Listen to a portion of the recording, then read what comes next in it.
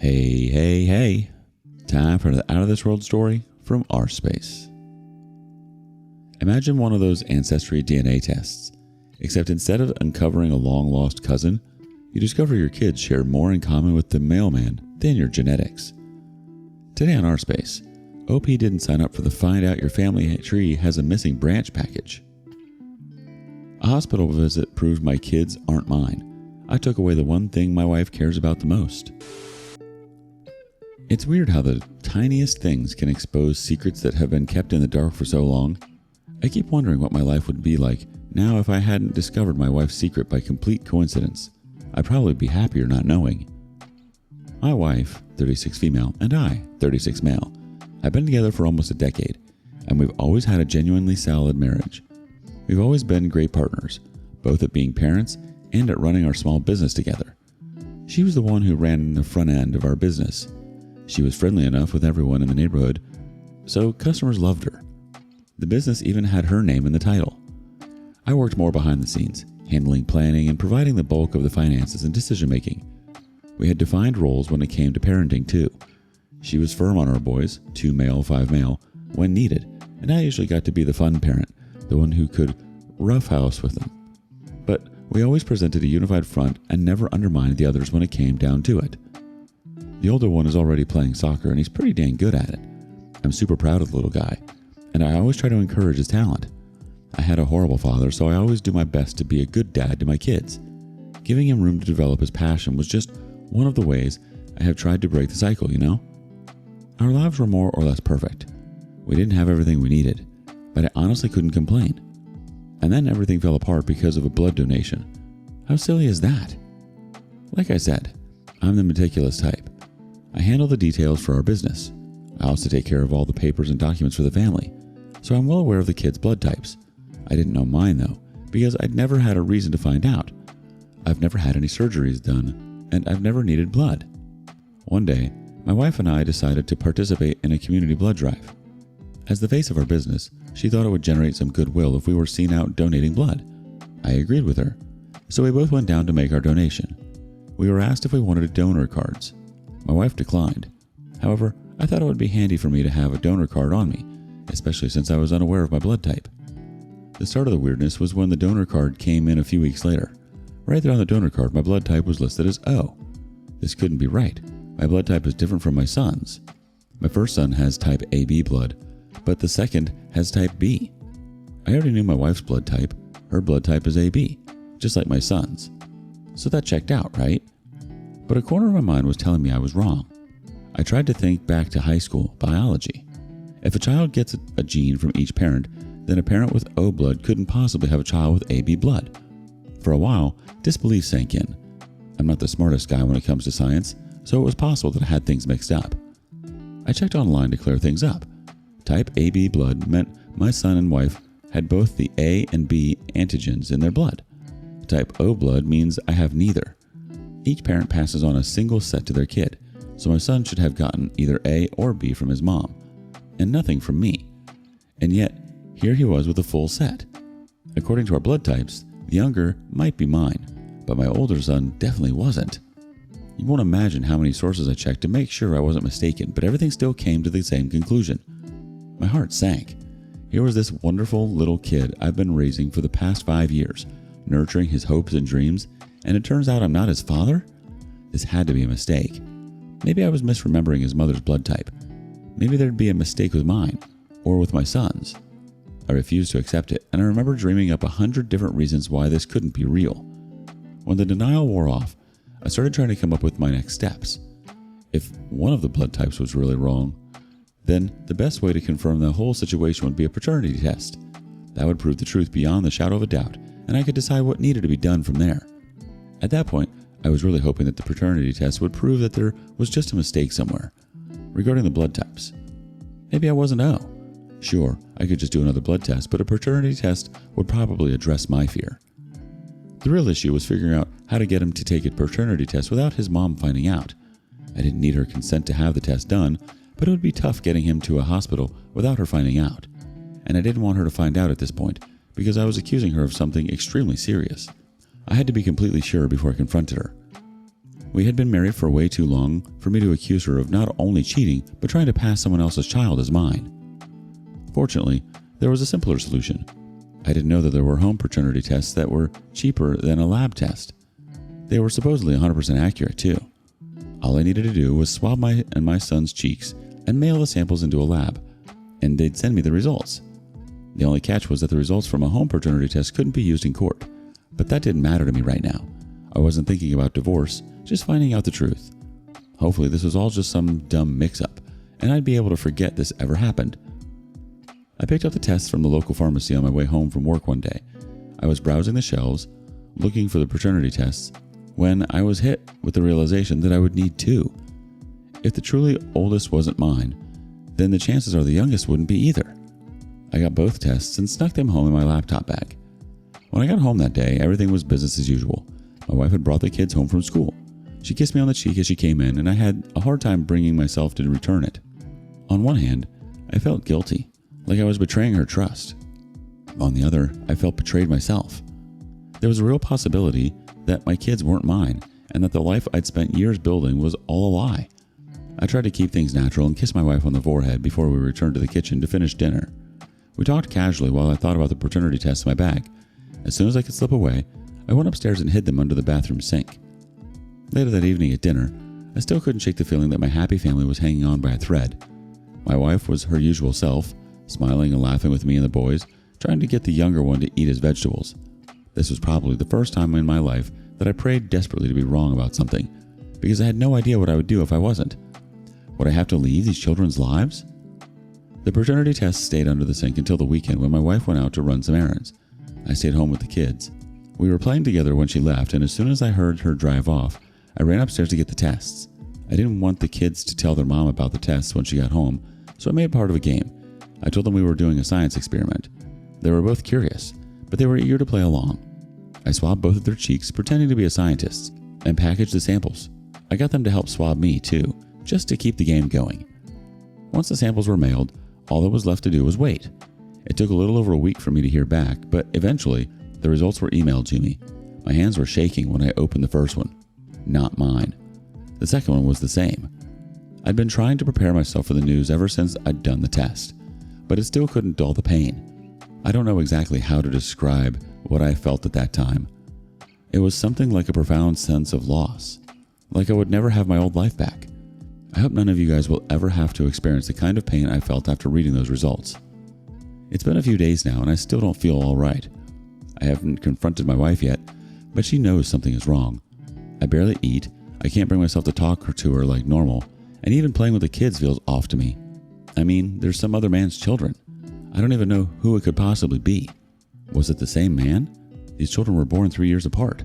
She must have been having a full-blown affair or serial cheating. All the questions don't help with the pain. I just need some help figuring out where to go from here. Eventually, I'll have to face the reality of my situation. But for now, I can't even comprehend where to start from. You go out to donate a little blood and end up finding out you've been donating your DNA to raise someone else's kids. Honestly, the universe has a sixth sense of humor. It's completely understandable that you're feeling lost right now, OP. You've built a life around your family business and being the best dad you can be, only to have this bomb dropped on you out of nowhere. Update 1. Wow, I didn't expect the outpour of support I received from this community. First, I want to thank everybody who was concerned about my mental health. I don't think I was in danger of harming myself or others, but I was starting to slip into a dark place. I've started therapy, and it's helping me break out of the harmful thought patterns that were starting to form. Second, thanks to everyone who gave me advice on how to approach this. You were right that I couldn't sit around resenting her forever, so I confronted her. I told her we both needed to talk, and I sat her down at the dinner table. Then I slid my phone across the table to her, with the results of the paternity test open. "What is this?" She chuckled nervously. I was trying to be the bigger man here, but she was trying my patience already. I ignored her laugh. "It's the results of a paternity test. I know the boys aren't mine." She slid the phone back across the table to me, laughing that paternity tests can be wrong. "False positives happen."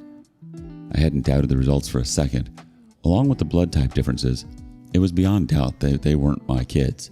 But her reaction eliminated any last chances of doubt I might have had. The woman I knew wouldn't laugh off accusations of this severity. If I was really the father of these kids, she would have torn me a new one and had me sleeping on the couch for a week. But no, she was laughing about it. I sighed and passed the phone back. There are 2 tests in there. 1 false positive is unlikely. 2 false positives is almost impossible. Then I told her about how I became suspicious in the first place, telling her how it was impossible for us to have a type AB child.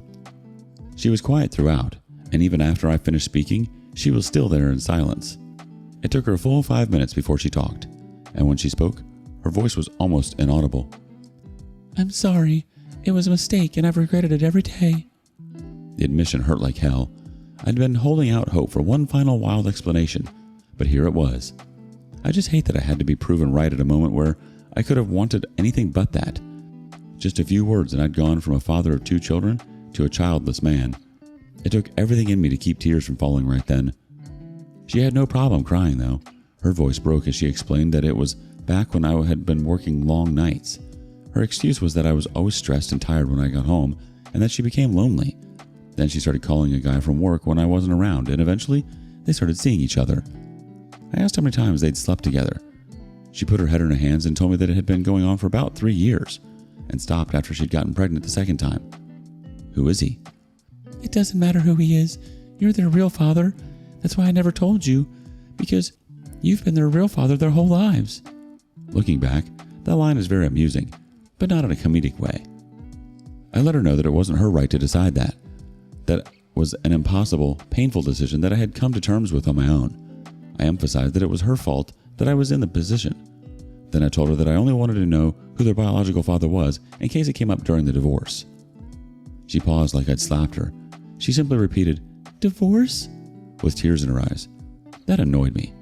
I asked if she really thought I wanted to be with a woman who knowingly passed another man's children off onto me. A woman who had an affair for 3 years with a guy from work. She just gawked stupidly at me and said, "But you love them." I took a deep breath and told her that what she did wasn't excused by the fact that I loved them. She'd stolen the chance to build a family of my own from me, and I could never forgive her for that. The tears kept coming, but I was numb to them. I hadn't hurt her. I'd even tried to make things easy for her. I confronted her until I had all the facts. I hadn't accused her blindly, and I tried to confront her civilly. If anyone should be in tears here, it was me. As she cried, she kept talking about the kids. She repeated that I was the boys' real father and that I couldn't leave them. I stood and told her that I needed time to think about how I was going to handle this. Over the next few days, I researched the divorce process and got in contact with a lawyer. I knew that this divorce was going to be messy, especially with the kids being involved, but I couldn't back out of it. I was determined to do what was best for my peace of mind while also doing right by the boys, even if they weren't biologically mine. They didn't deserve to suffer for their mother's betrayal. I eventually decided that I wanted to remain part of the boys' lives. It wasn't an easy decision to come to. I agonized over it during many sleepless nights. Despite everything, I had been their father in every way that mattered for years. They looked up to me, come to me for love and support, and trusted me fully. They had no idea about the dilemma I was facing, or how their mother had selfishly put all of us into this miserable situation. I couldn't turn back on them because of their mother's faults, and I know that a lot of you won't agree with that decision, but honestly, I've thought about it in its entirety and I simply can't leave those children. I had been committed to keeping the divorce amicable. I wanted to remain in my children's life and maintain a decent relationship with their mother. However, my stance on that changed after how she acted when she was served the divorce papers. She came up to me and told me that I was tearing our family apart. She looked at me with a stern expression, like I was the one being stupid here. I couldn't believe what I was hearing. I had every right to walk away from her and the children completely. I'd been attempting to maintain some normalcy, stay in the house so we could break the news to the kids gently. I did my best to love the boys like I always had, so they wouldn't think anything was wrong. But somehow I was the one tearing the family apart? I couldn't stand that. At that moment I realized I had gone too easy on her. I had wanted to make this easy for her and the kids. She took that as a sign of weakness. Even when she had confirmed her cheating, I tried not to hate her. It was difficult because I'd been betrayed and lied to, but I still tried. She didn't deserve that kindness anymore. I told her that we weren't one family anymore. We were 2 families that were raising the same children. I let her know that I was going to make the divorce a living hell for her. I was going to fight her for custody. I was going to fight against alimony. Then I told her I was going to take the business from her. It was the one thing she loved more than anything else. It was her dream to pass it down to the kids one day, and I decided I would rob her of that dream the same way she had robbed me. Her tears did not affect me.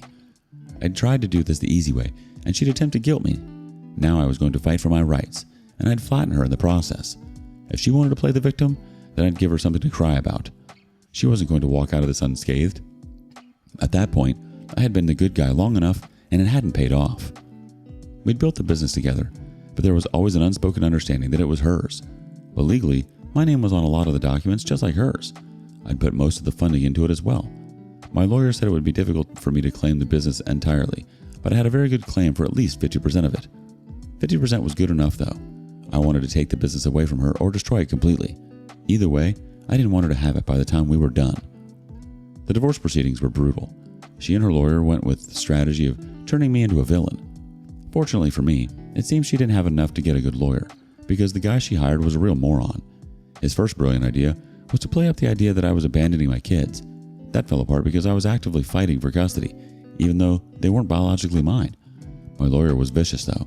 I told him that I wanted to tear her apart during the divorce, and this guy was a shark. I couldn't follow all the legalese, but the results spoke for themselves.